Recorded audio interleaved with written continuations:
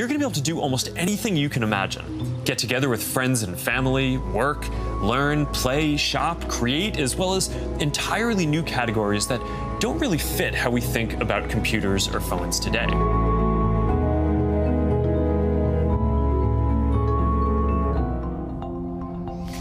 Es el fin de una era.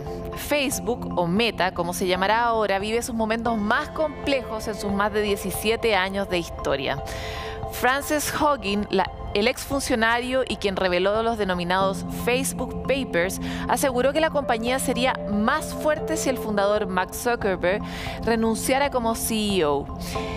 Esto en base a los documentos que revelaron cómo el discurso de odio y la información errónea se amplifican en la plataforma, cómo los grupos coordinados pueden usar sus aplicaciones para causar violencia y daño en el mundo real y cómo su falta de capacidades en idiomas distintos del inglés ha puesto en peligro a los usuarios en partes del mundo políticamente inestables. La situación es tan grave que los legisladores de Estados Unidos le han pedido a Zuckerberg que testifique ante el Congreso y algunos defensores de seguridad tecnológica han pedido un cambio de liderazgo en el gigante de las redes sociales. Sin embargo, no parece que Zuckerberg esté planeando renunciar pronto, sobre todo tras el anuncio de inversiones millonarias y la creación de empleos para Metaverso. Son las polémicas que envuelven a una red social que hasta el primer semestre de este año tenía más de 2.740 millones de usuarios activos en todo el mundo, pero que cada día baja en popularidad, siendo superada por Instagram o TikTok. ¿Querrá Zuckerberg resurgir construyendo su propia realidad en este metaverso? Esa respuesta la vamos a conocer sin duda con el tiempo.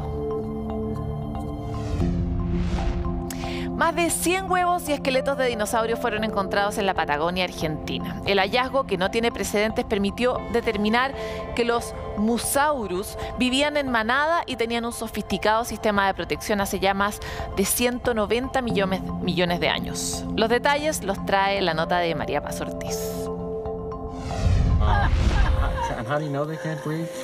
Una emoción en la ficción que no se compara con la que sintieron los científicos argentinos que después de años de investigación dieron en medio de la Patagonia con una especie de nido con más de 100 huevos de dinosaurio.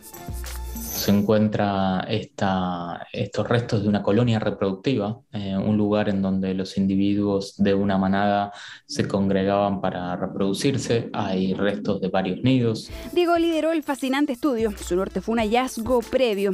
En los años 70 se encontró el primer pichón en la zona. Fue bautizado como Mosaurus y habitó hace 190 millones de años en la Patagonia. Era una especie que llegaba a tamaños realmente grandes, ¿no? Eran de los primeros grandes dinosaurios herbívoros. Estamos hablando que los adultos medían 6 metros de largo. Y podían llegar a pesar 1.500 kilos. Así pasaban de este huevo, con un embrión que caía en la palma de una mano, al tamaño de una jirafa actual, en apenas 15 años. Lo que sorprende ahora es cómo estaban cuando los encontraron. Y estaban juntos, como si estuvieran descansando unos encima de los otros. Tenían un comportamiento de manada, o sea, cuidaban a los más pequeños. Claro, se encuentra como el árbol genealógico o la foto familiar completa, ¿no? Individuos de 2 años, de 4 años, de 6 años, que nos muestran que era una manada que persistía a lo largo del tiempo y que por supuesto cuidaba de sus crías. Fue la clave para que los grandes dinosaurios de cuello largo tuvieran gigantescos tamaños. Para eso estos herbívoros debieron comer grandes cantidades de plantas. Eso además nos indica qué tan diferente era la Patagonia en ese entonces. Temperaturas más cálidas y espesa vegetación. Eso sin contar que aún no había cordillera de los Andes. Los dinosaurios sin duda no sabían sobre los límites geopolíticos. Entonces, es muy posible que también hayan existido en Chile. Habrá que seguir buscando de este lado de la cordillera, mientras los científicos argentinos seguirán caracterizando estos restos perfectamente conservados del Mosaurus, el herbívoro más grande de la Patagonia, de más de 190 millones de años. Usted sabe que el futuro se nos acerca, nos atrapa y se convierte en pasado y se acerca y se convierte en pasado y se acerca. Y es por eso que para esa velocidad estamos siempre atentos a las novedades con Al Día con el Futuro. La sonda Juno de la NASA continúa haciendo historia. Por primera vez logró capturar una imagen 3D de la atmósfera de Júpiter, que además es hermosa. Una que durante siglos ha intrigado a los astrónomos que buscan revelar los secretos que esconde esta caótica y colorida capa de nubes. Ahora los últimos datos han permitido conocer más sobre la gran mancha roja, que efectivamente es más ancha que nuestro propio planeta. Es una mancha que tiene muchas tormentas en Júpiter. Ahora sabemos que esas son mucho más profundas de lo que pensábamos, mucho más gigantes y mucho más poderosas. La mayor parte de ellas se extienden por más de 100 kilómetros hacia el centro del planeta, o algunas como la gran mancha roja que llegan a 350 kilómetros. De esta forma, los vórtices cubren regiones que van mucho más allá de donde la luz solar es capaz de calentar la atmósfera. Un gigante impresionante. Y te comentamos uno de los últimos descubrimientos paleontológicos en nuestro país. Es el hallazgo e identificación de 4 peces prehistóricos que vivieron en Chile central. Uno de ellos fue encontrado en la región de Maule, cerca de las termas del Flaco, y corresponde a un extraño pez emparentado con los actuales pejegallos que vivieron en la zona hace más de 150 millones de años, en pleno periodo Jurásico. Los otros fósiles fueron descubiertos en Algarrobo, con más de 66 millones de años, y se determinaron coloquialmente como pez diente de sable.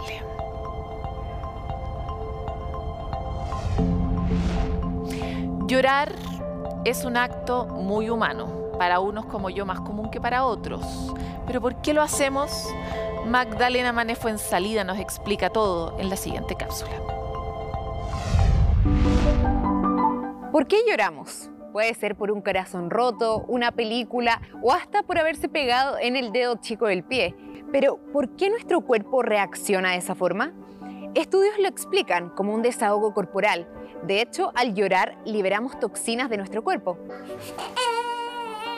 Una vez que pasa el llanto, el cerebro activa la secreción de adrenalina y noradrenalina, neurotransmisores que producen una sensación de relajo, regulando la presión sanguínea y muscular gracias a su efecto sedante, restaurando así los niveles hormonales a la normalidad.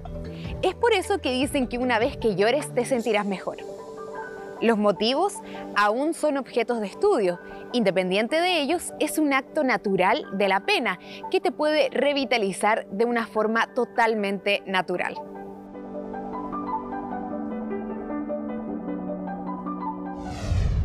Una promesa para el futuro de la medicina, de la agricultura, de la astronomía, es lo que nos da la nueva política de inteligencia artificial de la que les vamos a contar a la vuelta de esta pausa.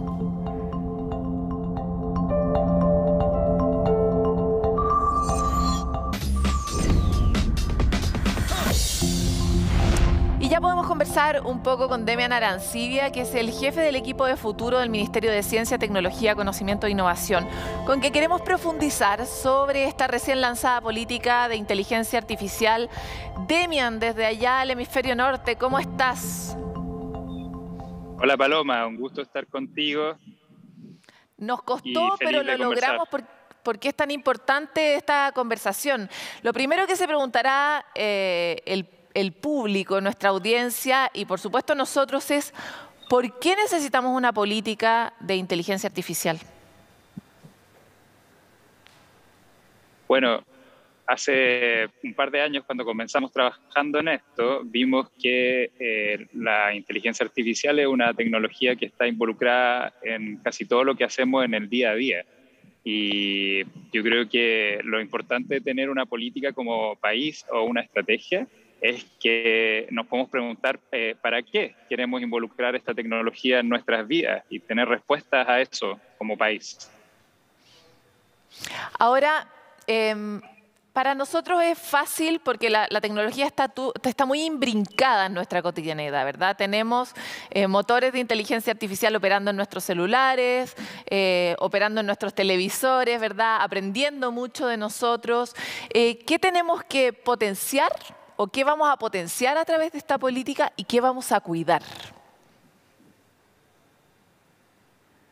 Bueno, Súper buena pregunta. Lo primero que nos llevó a emprender este camino es empoderar a las personas que habitan en Chile en entender de qué se trata esta tecnología. Pensamos que, no sé, hace 3 años estaba súper rodeado como de miedos y preocupaciones, ¿no? La preocupación de ser reemplazado laboralmente, la preocupación en general por el desarrollo sostenible, ¿no es cierto? Y de alguna manera lo que ha salido de este proceso, en el que a nosotros nos gusta destacar que ha sido súper participativo, o sea, más de 8.000 personas, casi 9.000 personas participaron, ayudaron a escribir esto, y fue súper claro ver a lo largo de todo el país que lo que se esperaba es que el desarrollo y el uso de inteligencia artificial en Chile contribuyera a superar las dificultades que tenemos hoy como sociedad, nuestras dificultades que tienen que ver con desigualdades socioeconómicas, que tienen que ver con la crisis ambiental, las crisis migratorias, digamos, y que ojalá el desarrollo y uso de estas tecnologías no agravara esas crisis y, de hecho, contribuyéramos desde Chile a solucionar esas crisis. Ahora, ¿cómo uno hace para que efectivamente la inteligencia artificial colabore a resolver ese tipo de crisis, particularmente, por ejemplo, las de desigualdad, cuando una de las preocupaciones globales es que el acceso a la tecnología ya tiene una brecha de desigualdad? O sea, no todo el mundo, por ejemplo, tiene acceso a un celular y menos a mejores herramientas de inteligencia artificial. ¿Cómo uno puede resolver algo que está a la base instalado, como es la desigualdad en el acceso a las tecnologías? Bueno, al redactar esta política definimos que iba a tener 3 ejes que fueron emergiendo desde este proceso participativo. Y uno de estos ejes le llamamos un nombre quizás no tan bueno, que se llama factores habilitantes, pero es todo lo que ayuda a que pueda emerger esta tecnología. Y dentro de los factores habilitantes está, por supuesto, el acceso, la igualdad de acceso a la conectividad, al Internet, a los buenos anchos de banda. Y en ese sentido, el diagnóstico en Chile, en los últimos años hemos ido mejorando, pero hay, como dices tú, hay un problema de acceso. Y eso aparece en la política y aparecen iniciativas y acciones concretas que están ejecutándose, como por ejemplo los troncales de fibra óptica que van a conectar todo el país, y la necesidad imperiosa de construir la última milla. ¿Cómo ven ustedes el rol del Estado en ese como equiparado de cancha? Porque el Estado se mete cuando hay que construir un camino, cuando hay que construir una carretera. El Estado se mete cuando hay que voy a poner otro ejemplo, un consultorio, cuestiones que son básicas para la vida, pero resulta que tanto Internet como probablemente el acceso a este tipo de tecnologías en el futuro van a ser cuestiones básicas para la vida. ¿Cómo ven ustedes el rol del Estado en este camino hacia construir una infraestructura que sea robusta para sostener a todos los ciudadanos dentro de los beneficios de la política de inteligencia artificial? El Estado tiene la tarea, y lo que aparece un poco, más que lo que diga yo, un poco lo que sale lo que emerge de este proceso participatorio, que tiene como para mí un carácter de acuerdo nacional. Es tan amplio, tantas personas participan, y lo que nos dicen es que hay muchos lugares donde el mercado no logra resolver su ecuación. No hay suficiente, la ecuación sería que no hay suficiente demanda para que haya una provisión por parte de un privado del Internet. Y ahí el Estado ciertamente tiene un rol en construir ese puente, en acercar a aquellos lugares que quizás el mercado no logra establecer sus incentivos para entrar ahí. Y además, yo creo que tiene un rol muy relevante en promover, a donde sí está operando el mercado, que eso funcione bien, digamos. O sea, hemos visto en el último tiempo como hay muchas situaciones en las que las chilenas y chilenos esperábamos que el mercado funcionara y teníamos nuestras dudas con respecto a si estaba funcionando o no, y resulta que hay abusos detrás de eso. Entonces el Estado tiene un rol muy importante en garantizar los derechos y las libertades de los ciudadanos, no lo que se llama el Estado de Derecho.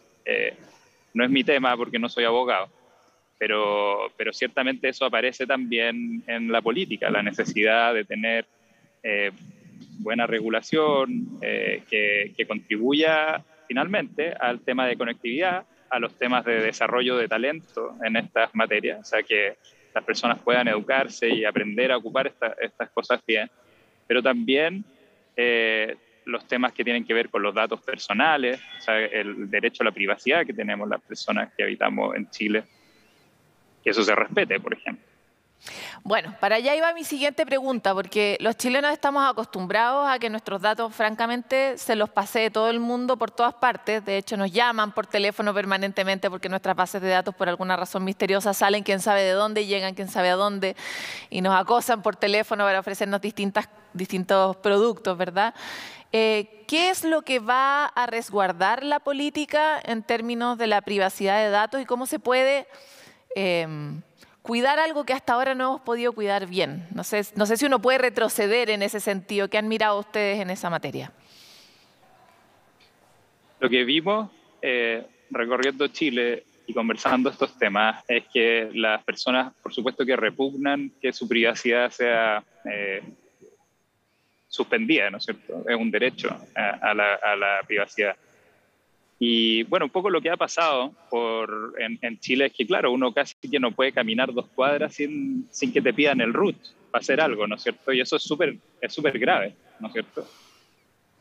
Lo que hay en la política no es una respuesta regulatoria, sino más bien el acuerdo nacional sobre esto, ¿no? Es como el desarrollo de inteligencia artificial basado en el principio de que las personas estén como el propósito central, y por ende proteger los derechos de las personas es fundamental. En ese sentido, en Chile, que esto está en la política como una de las iniciativas, el darle prioridad a la modernización de la legislación de datos personales. Esa legislación hoy día ha avanzado, por ejemplo, en Europa, de una manera que ha sido celebrada por las expertas y expertos en la materia, y en Chile lleva un tiempo, a pesar de que hay una legislación que protege los derechos en esa materia, hay acuerdo de las expertas y expertos de que esa legislación necesita actualizarse a cómo funciona el Internet hoy día y a cómo se desarrolla inteligencia artificial. Y lo que dice la política es que hay que priorizar ese trabajo legislativo, por ejemplo. Demian, nos queda una pregunta. Tengo 500 más, pero vamos a partir por esta. Te vamos a invitar de nuevo más adelante. La pregunta es, ¿qué esperanza, qué oportunidad abre un trabajo enfocado en el desarrollo de una política de inteligencia artificial para nuestro país, para los chilenos? Para toda la gente de a pie cuesta mucho entender la materialidad de este tipo de trabajo. ¿Qué beneficio concreto creen ustedes que va a tener para las personas? Esa pregunta es hermosa y es quizá una de las principales motivaciones que tuvieron las personas para participar acá. Una cosa es que la inteligencia artificial está en plena evolución. Es una cosa que está ocurriendo mientras conversamos su desarrollo. No sabemos dónde va a terminar. Y nos ha recordado fuertemente lo que es la inteligencia humana, ¿no es cierto? Y lo que es la inteligencia colectiva también. Y nos ha recordado que en Chile tenemos ciertas virtudes que son únicas, por ejemplo, que se describen como laboratorios naturales para el ámbito de ciencia, tecnología, y que la inteligencia artificial como tecnología nos permite aumentar nuestra capacidad de generar conocimiento respecto de esto. Y esto es una cosa que es global. O sea, desde Chile, por ejemplo, se puede hacer astronomía como en ningún otro lugar del mundo, y en Chile vamos a tener un telescopio que va a estar haciendo una verdadera película del cielo, y a través del desarrollo de la inteligencia artificial, desde Chile vamos a poder distinguir y avisarle a astrónomas y astrónomos en todo el mundo qué es lo que vale la pena mirar hoy día en la noche en el cielo. Y eso tiene, como se dice, una bajada no solo a la astronomía, ¿no? Porque hay tantas cosas que se pueden beneficiar de esa misma técnica. El hecho como de estar mirando el cielo y detectar identificar algo que vale la pena observar, esa tarea que se hace con inteligencia artificial también es una tarea que puede servir en cosas de cambio climático, por ejemplo. Cuando nos azotan los incendios forestales, por ejemplo, hacer una detección muy temprana y poder contener esas cuestiones antes de que depreden nuestros bosques. O, por ejemplo, entender cuando estamos en una situación de extremo climático, también detectarla con tiempo suficiente para que podamos reaccionar. Y eso es muy del futuro, pero está ocurriendo en el presente en Chile, y lo motivante es que podemos, a través de tener esta política, es un vehículo para que nos coordinemos como país, los que habitamos este país, y nos pongamos a trabajar en ese sentido. Nos da un para qué. Y yo por eso invito a todos a leerla y a hacerla propia y a ver cómo vamos desarrollando que esta inteligencia artificial se convierta en una inteligencia colectiva y nos sirva a todos para enfrentar los desafíos muy fuertes a los que estamos sometidos históricamente, como la crisis socioambiental. Demian Arancibia, te quiero agradecer por este contacto con Futuro 360. Vamos a seguirles de cerca el paso para conocer cómo avanza esta política. Muchas gracias, Paloma. Y hasta aquí llegamos con este capítulo de Futuro 360. Como siempre, los dejamos invitados a que, como dice ahí a pie de pantalla, nos siga a través de futuro360.com, se encuentre con nosotros en las distintas plataformas. Estamos siempre tratando de llevar la punta de lanza en materia científica, las novedades del futuro, de la tecnología, de cómo pensamos las ciudades y nuestro propio desarrollo como especie. Encuéntrese con nosotros siempre en CNN Chile y nos vemos en un próximo capítulo.